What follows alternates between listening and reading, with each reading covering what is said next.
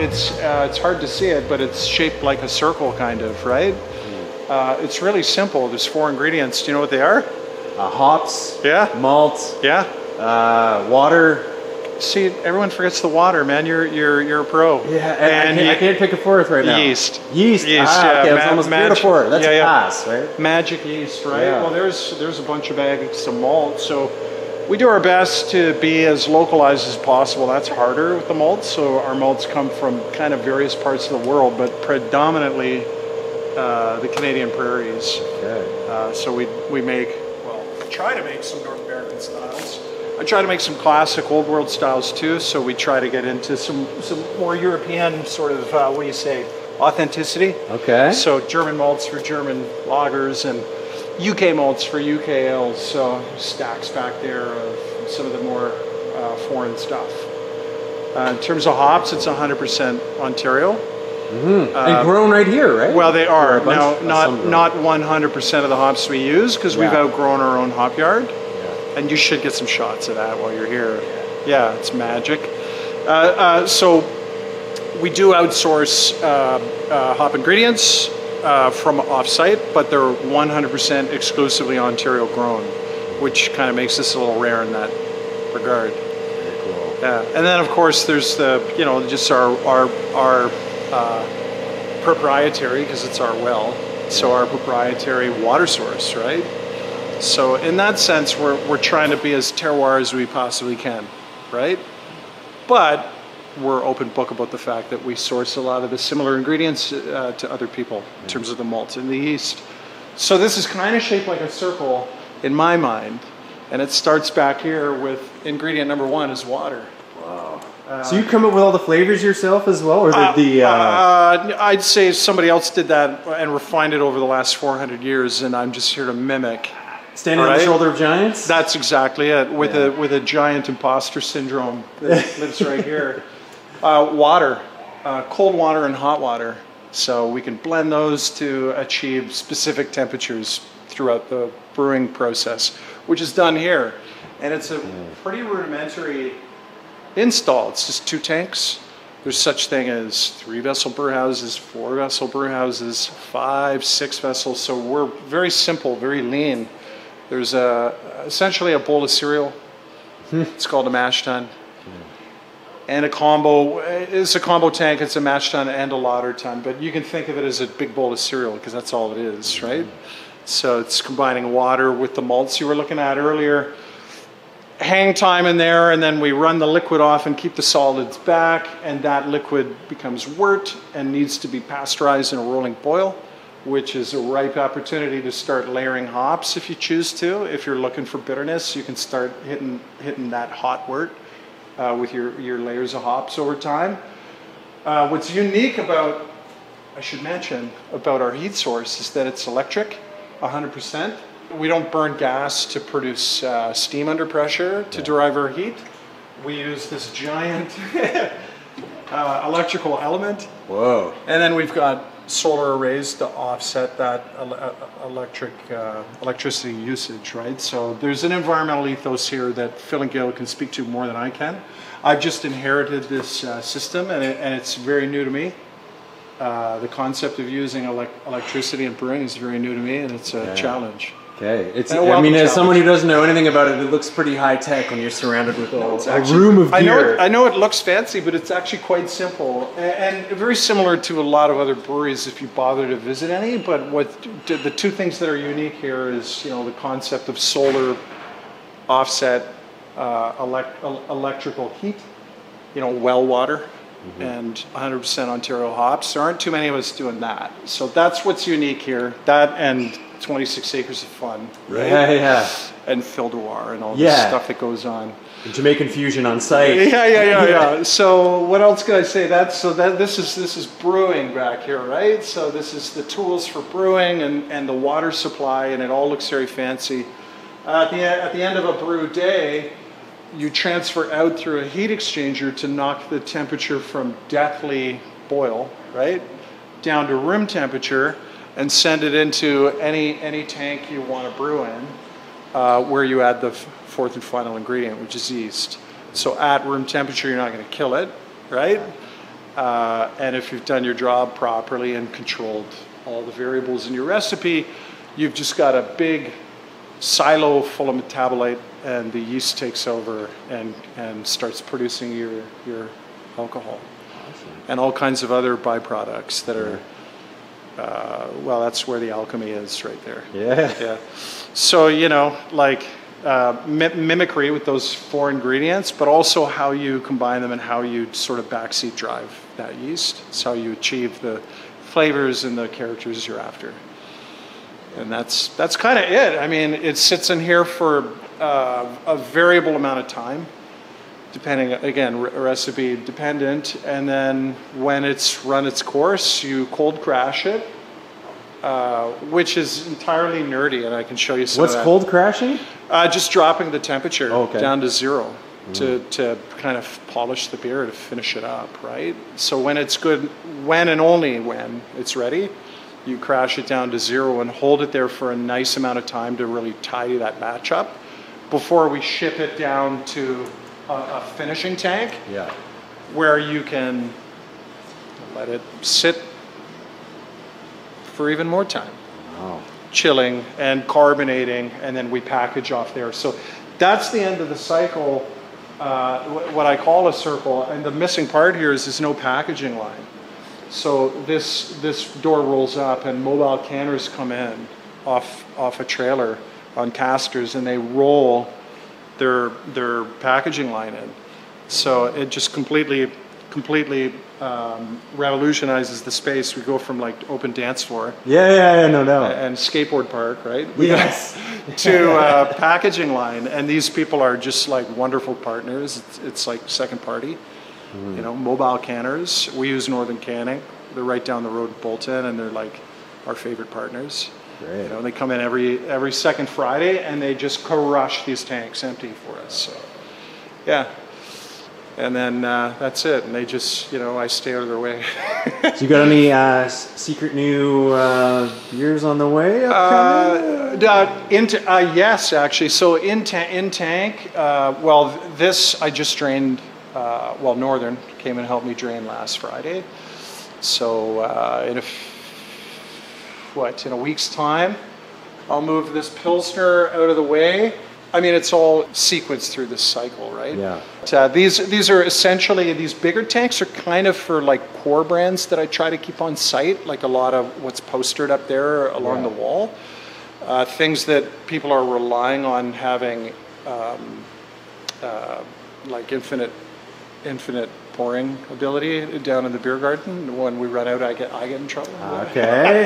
Yeah, no one wants to miss out. But these two tanks, I would just commission them like literally last month, mid-April, and they are meant. You notice they're smaller, so they are meant to do kind of creative one-offs, like shorter batch, right, and try to keep it fresh. So actually.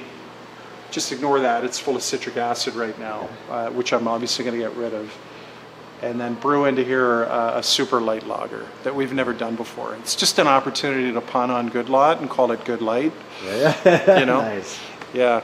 Great. Anyway, so that'll end up in there, and then there'll be a seasonal, one and dones going through these two tanks all year long, just whenever I find the time, because I'm kind of alone in here. Yeah. Yeah. Is it you running almost solo here? Oh, I mean, but remember, the packaging is outsourced, so just remember that, because if it weren't, if I had a canning line in here, I would probably need at least one full-timer in here to help me do that, if not one and a half. But it still looks like a lot to run as... Well, yeah, and a lot of the magic is actually behind these beads on that computer, because all the raw ingredients, I mean, this has to be scheduled, you know, it has to be available, and I gotta, I write that schedule like before the year starts, and then I catch up to it all year, right? So things like that, and just silly stuff, like I gotta go pick that up, and, I mean, so I'm a brewer. I probably brew 6% of my time, right? And then 90% cleaning, and then 4% admin, emails. So it is a lot for one person, but I mean, it's kind of a retirement gig, if not for these mosquitoes. It's kind of a retirement gig. Awesome, man. Well, I appreciate the tour. Yeah. That's awesome. I mean, that's probably the most organized tour I've ever given. Because normally tours, you know, everyone's got a couple beers going, and it's like it's pretty casual. I had my beer before I arrived, so. Yeah, and I haven't had one yet. I went down to the beer garden, they were too busy, so I left. Don't work too hard. Not today, man. I'm just in, literally, you see, I'm just coming off the wall, I'm just filling water. Okay. So I can brew tomorrow. Nice.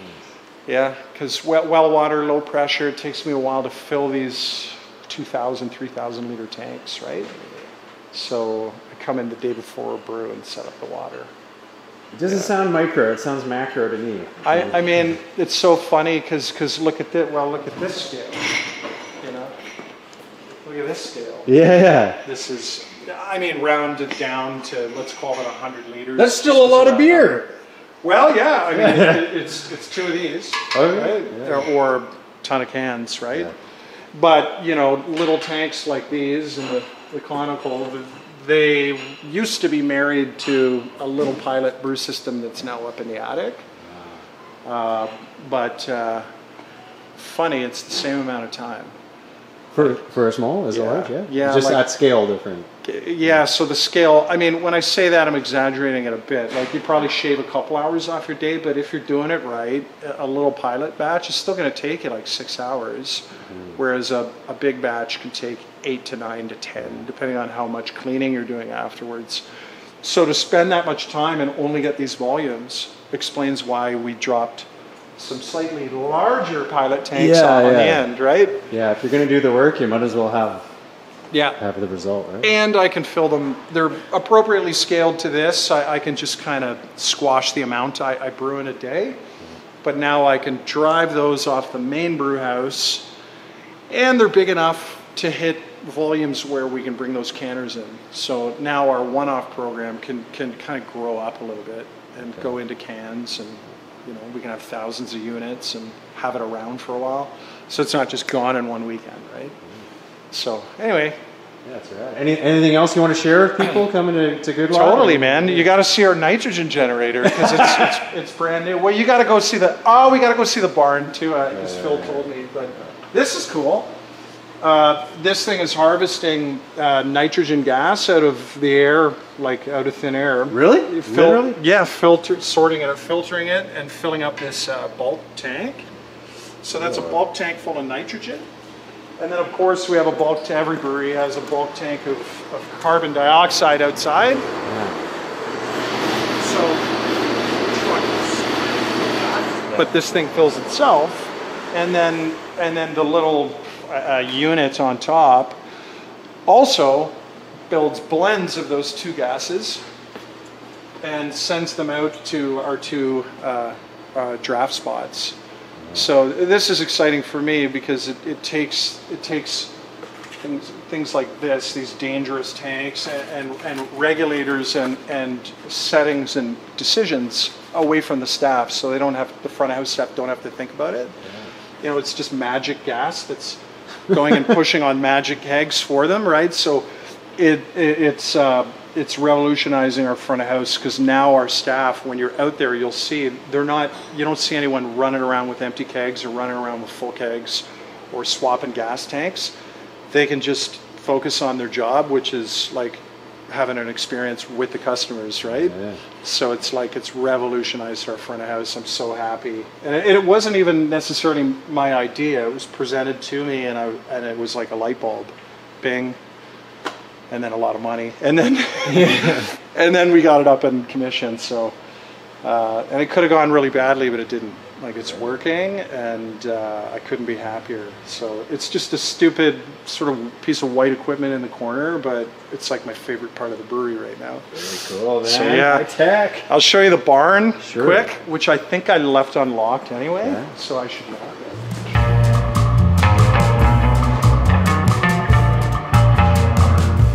This is a new barn, yeah? Okay. I mean, old barn converted to a new space. There it is, yeah. It's the oldest building, excuse me, at the address. So I'm told it's 160 years old. Wow. Yeah, you might have to splice in an overdub where Phil or Gail say something different, but I'm pretty sure it's 160 years old. So when you start talking to developers or contractors about doing something like this, a lot of them will say, "Oh, easy, knock it down, build a steel building, custom spec," right? So obviously, Phil and Gail have like an affinity to character and preservation and ecological implications too of a 160-year-old building that had an enormous energy footprint, like, you know, construction, human effort, materials. So leave it be, right? I mean, you're still going to spend a lot of that doing what's being done to it, but I guess the name of the game here is repurpose and reuse, right? So these sheets are the original roof, right? Nice. Upcycled into whatever you called it, I guess a facade. Wabi-sabi style of something old and used and damaged, made to look or keeping the original character going. Yeah, because that's a brand new walk-in cooler, like kind of like a package install that they've kind of refaced with that reused. So it's going to be a full-on barn here, obviously. That's right. This is curing. They poured this concrete last Wednesday, so that's all curing. Awesome. Still, and they have yet to go in and cover this plywood with something a little more interesting, right? Mm-hmm. But yeah, this has all come together. You can kind of see the new foundation. Oh yeah. Obviously, the 160-year-old foundation. But kept all these old beams, like the original. Yeah, exactly. So they actually, this company called Cambion came in and they suspended the building. And I'm not even exaggerating. I was standing on brew days watching this process. They would hoist the building up, put it on stilts, knock out, I think they did north first, then south, or maybe it was east-west sides, knock out the old foundation, you know, like frame trenches for the new one, pour it, let it cure, drop the building, move to the next side. It was just absolutely mind-boggling that they can even do all that. Yeah. And when you set this building back down, it's, well, what kind of shifts have happened, right? You know, but here we are. Like that looks like an original trough of some from the barn itself. Somewhere, either this farm or another, who knows? Wow. I do not. That is looking, I mean, it's going to turn into like a communal table. I think it'll be somewhere out here. Yeah, that's awesome. This old table too, right? Like the idea is for this to be similar to the beer gardens, like that Bavarian idea of like shared, you know, gang tables. There'd be a stage somewhere back here, I think. Yeah, great. And a wood stove in the corner, and it's all radiant heated floors with like hot water conduits. So I don't think they're doing HVAC in here, but you might have to edit that out. Yeah. So this will be used 4 seasons then. Yeah. Right. Little breakout space out there. Once, I mean, it's like it's been a long process, but. I can't tell you when it'll be ready. Hopefully this dry season we can start running events out of here. We want to move the retail in and have a little tasting space out of this walk-in cooler.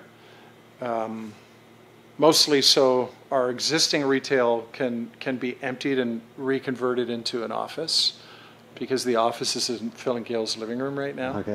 Okay, so we're, you know, they have a family, and you know, like we're in there, not arguing. We're consulting. We're in there discussing, achieving democracy. Yeah, there you go. Anyway, that's it, man. The rest, I mean, there's all kinds of stuff to see, but you know, that's great. No, appreciate the tour. Yeah, that's amazing. I'm gonna go. Are you going down to the beer garden? Yeah, I'm going to go down there and check Phil and check some more of his.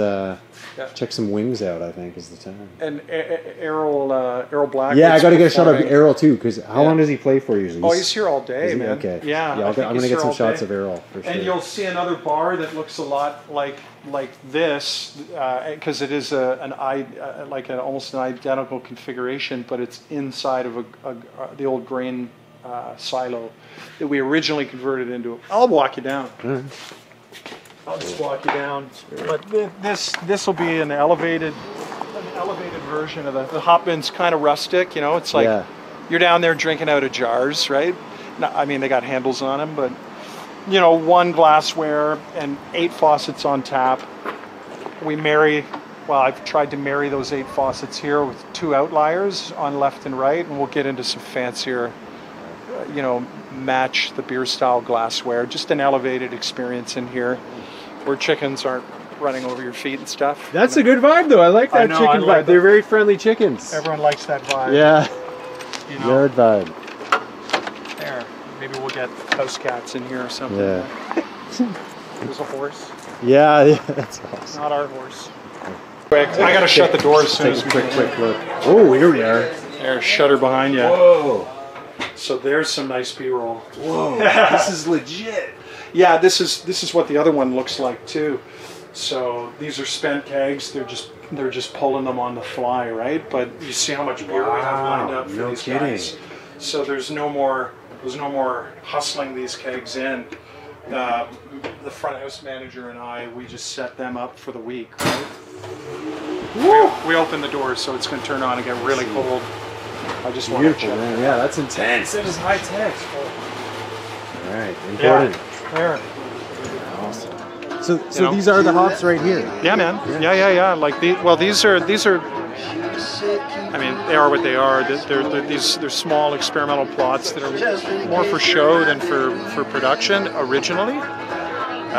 This year, we're actually going to harvest them all. They're all very similar types of hops. They're all kind of North American descendants of old world noble hops. So they've all essentially got the same usage in the brew house. So we're actually going to harvest them all and blend them and have our own sort of in-house noble blend, okay, for doing like classic styles like lagers and like Euro ales and stuff. And then out in the wider plots that you can see way out there, those are the ones that we've been processing year after year to produce like dozens upon dozens of kilos to fold back into our flagship pour, which is Farmstead Ale. It's got 2 hop varieties, Nugget and Cascade, and that's all that grows out in those wider fields. So anyway, this used to be kind of for show because you're right here. Yeah. Drinking jars, looking at hops. That's what I'm saying. It's such a unique spot. Yeah. And they grow and grow, right? They hit the top and so they will go all the way up. Oh, hell yeah. And they start to grow horizontally as well. So it becomes this thick veil, right? It's pretty cool. So come here, August, it has a whole different kind of look. Yeah, not too late in August because we cut it all down. We harvest end of August into September. Yeah. I say we, I'm just the brewer. That's Gail. That's Gail and her workforce. Like, I try to help, but usually I'm too busy playing catch up. Right? Awesome. Well, I appreciate the tour, man. Thank you so much. It was too much of a tour. Great to meet you. I'll be back again for sure. So. Just come say hi. Will do.